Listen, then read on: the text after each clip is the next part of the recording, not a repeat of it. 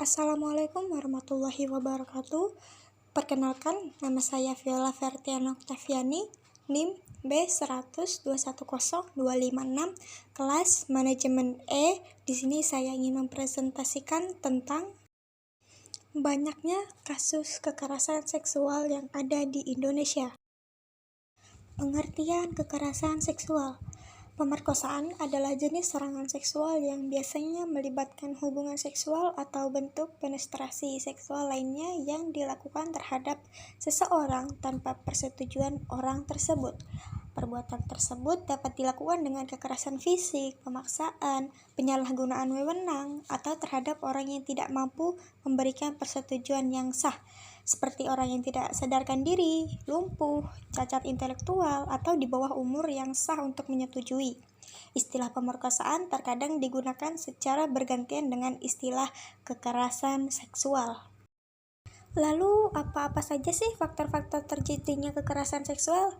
Nah, faktor terjadinya kekerasan seksual bisa dipengaruhi oleh faktor lingkungan, motif pelaku pemerkosaan, situasi dan kesempatan, faktor ekonomi, dan pergaulan seseorang.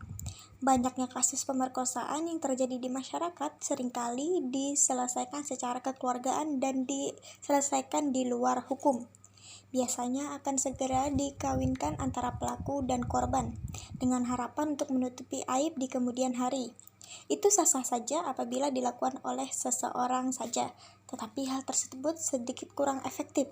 Alangkah baiknya pelaku dari pemerkosaan diserahkan kepada pihak berwajib lalu dihukum sesuai dengan hukuman yang berlaku.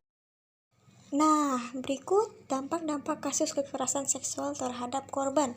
Mereka merasa ketakutan, depresi, merasa malu, merasa bersalah, merasa tidak aman, gangguan stres pasca trauma atau PTSD, mengalami kilas balik, mimpi buruk atau mimpi yang berulang, disosiasi atau emotional numbers, memiliki keinginan bunuh diri.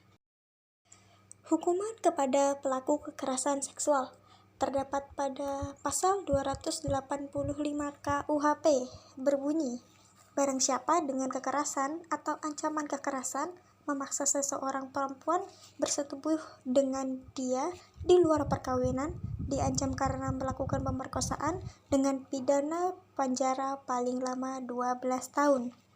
Lalu yang kedua terdapat pada pasal 286 KUHP yang berbunyi, barang siapa bersetubuh dengan seseorang perempuan di luar perkawinan, padahal diketahui perempuan itu dalam keadaan pingsan atau tidak berdaya, diancam dengan pidana penjara paling lama 9 tahun.